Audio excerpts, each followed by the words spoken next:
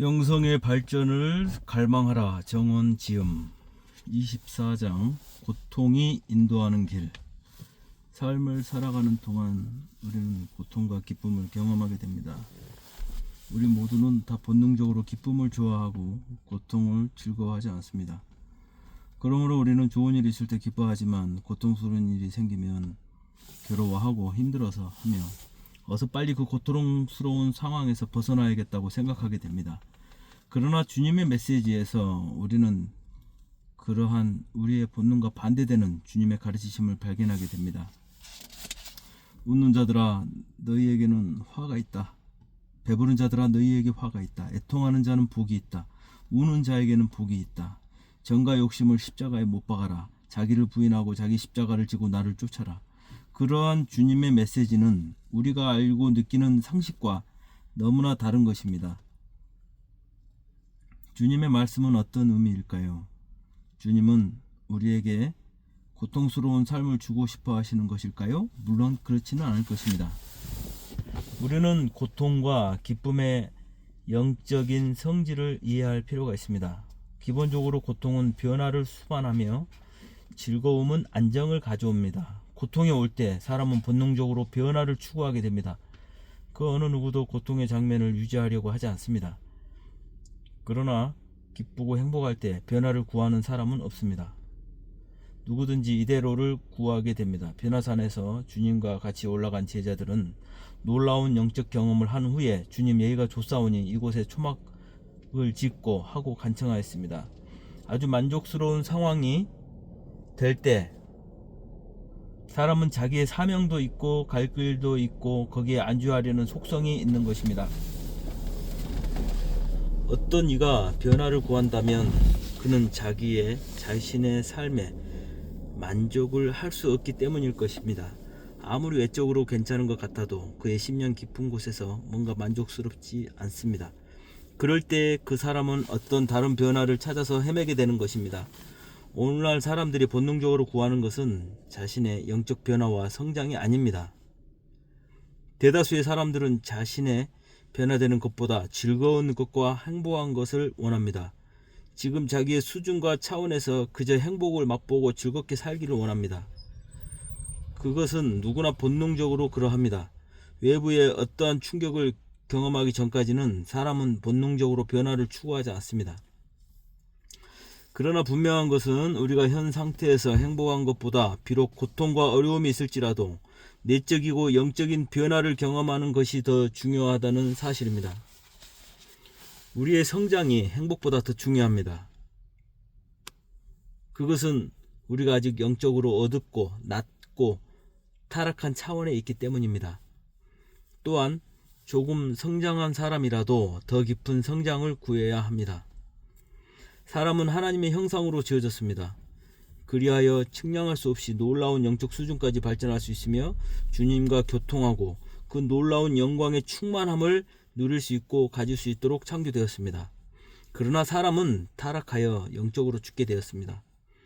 그래서 영적이고 생명적인 삶의 가치보다 육체와 본능을 따라 사는 수준의 삶을 더 추구하고 그러한 낮은 삶에 만족하게 되고 말았습니다. 그렇기 때문에 이제 이 타락한 삶, 낮은 차원의 삶이 변화되어 높은 삶을 추구해야 하며 영원히 새롭게 깨어나 주님을 향하여 올라가고 발전해 가는 삶을 추구해야 하는 것입니다. 오늘날 대다수의 사람들은 그저 자기의 본능 수준의 욕망이 만족되는 삶을 추구합니다.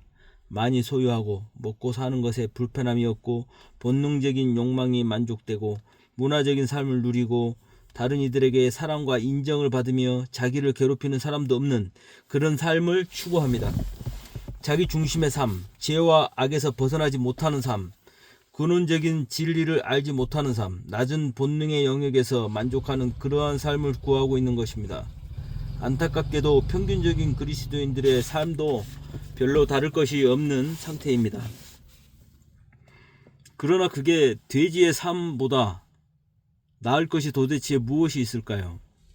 지금 잔뜩 배가 부르면 조금 후에 도살장에 끌려갈 것도 전혀 개의치 않은 돼지와 다를 것이 무엇이 있겠습니까? 동물보다 조금 더 지능이 높다고 해서 더 나은 삶이라고 할 수는 없는 것입니다. 영혼이 깨어나고 더 깊은 차원을 구하지 않는다면 그것은 육체로 살고 흙으로 돌아간다는 차원에서 동물과 다를 것이 없는 것입니다. 고통은 우리의 낮은 삶에 대하여 경고하며 우리 영혼을 깨우고 우리의 영원한 본질을 깨닫도록 인도하는 의미가 있습니다. 고통은 우리가 땅의 사람이 아니며 근본적으로 하늘에서 하나님께로부터 왔다는 사실을 새롭게 일깨워 줍니다. 나아가서는 물질과 보이는 것들은 우리를 채워줄 수 없으며 우리의 고통은 오직 잃어버린 하늘, 잃어버린 하나님과의 교통이라는 사실을 고통은 보여줍니다. 정도가 약한 고통은 깊은 진리의 통찰에까지 이르게 하지는 못합니다. 그것은 삶에 있어서의 작은 반성을 일으킬 뿐입니다. 그러나 삶의 중심을 뒤흔드는 고통은 그러한 근본적인 깨달음까지 우리를 이끌어갑니다. 누구나 죽음 앞에서 삶이란 무엇인지, 영원이란 무엇인지 비로소 진지하게 생각하기 시작하게 될 것입니다. 누구나 본능적으로 고통을 싫어합니다. 모험을 싫어합니다. 위험한 상태를 싫어합니다. 그것은 당연한 일일 것입니다.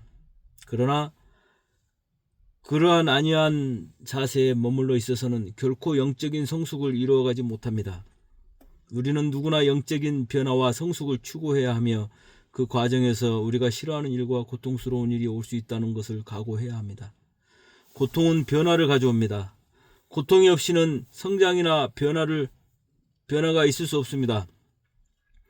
고통이 변화를 가져온다는 것은 신뢰를 살펴보면 더 명확해집니다. 선거가 있을 때 사람들이 정부를 바꾸는 투표를 하는 것은 상황이 어려울 때입니다. 실업자는 늘고 물가는 뛰고 있으며 교육이나 여러 상황에 문제가 있을 때 사람들은 새로운 대안 세력에 표를 주게 됩니다.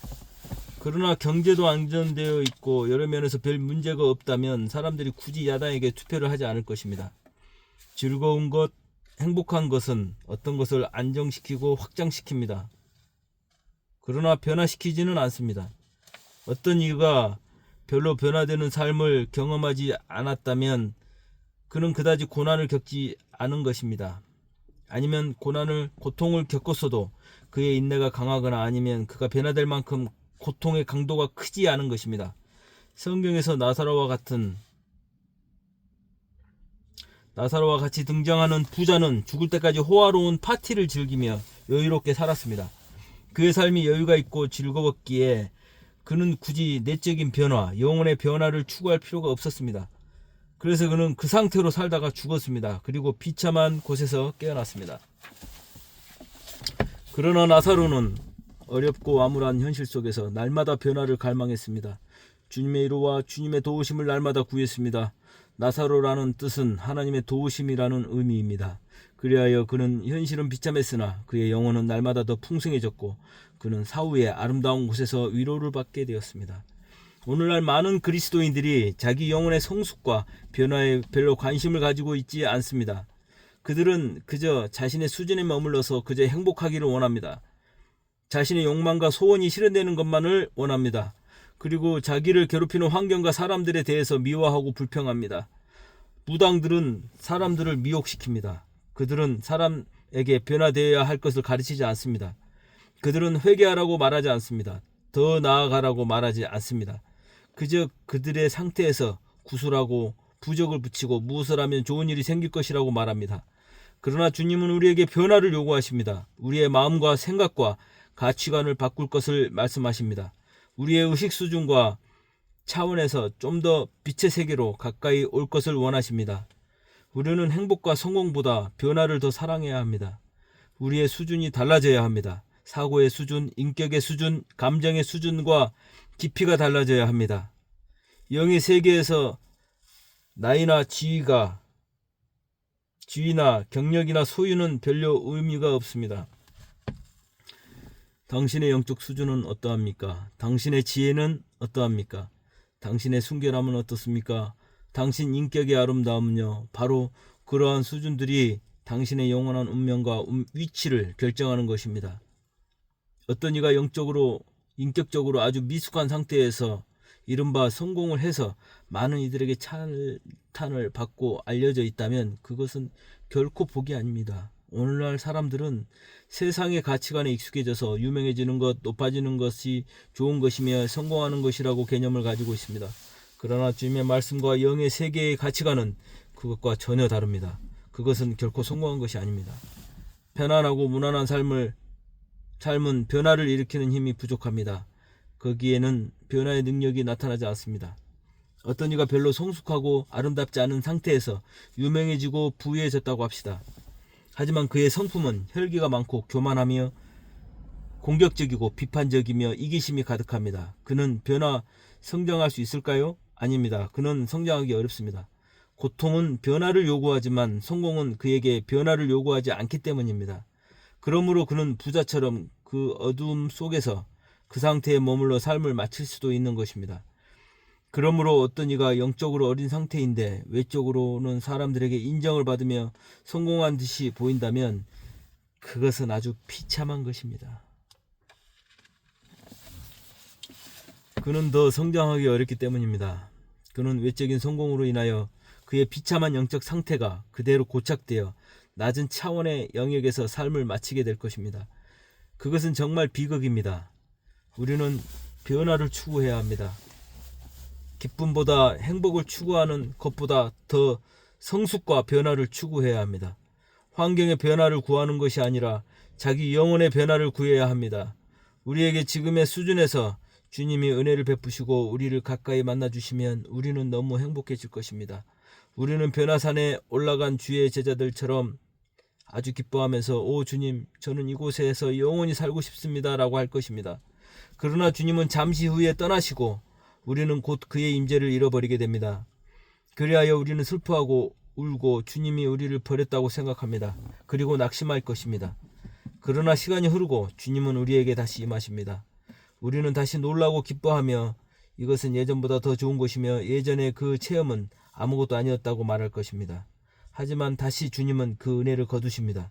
우리는 다시 어리둥절해지며 우리가 무엇을 잘못했는가를 생각할 것입니다. 그러나 이런 식으로 주님은 우리를 훈련하시며 우리를 더 깊은 곳으로 끌어가시는 것입니다. 우리의 영적 수준이나 이해가 전보다 조금 높아지면 우리는 조금 더 주님을 알게 됩니다. 그리고 주님을 더 깊이 알아가기 위한 영혼의 발전의 차원은 한도 끝도 없음을 알게 됩니다. 그렇습니다. 그렇게 주님을 조금씩 알아가고 성장해 가는 것, 그것이 곧 인생이고 삶의 목표이며 영원토록 우리가 나아가야 할 길인 것입니다. 사람들은 자신들의 영적 수준과 상태를 보지 못한 채 현실의 여러 사건들에 몰두하며 가까이 있는 사람들에게 불평하고 하소연하며 때로는 기뻐하고 때로는 원망하지만 주님은 결국 우리의 영혼이 발전하고 우리의 시선이 발전되기를 원하시는 것입니다. 눈앞의 시선이 아닌 근원적이고 본질적인 것을 발견할 수 있는 안목을 얻게 하기를 원하시는 것입니다. 우리는 변화되어야 합니다.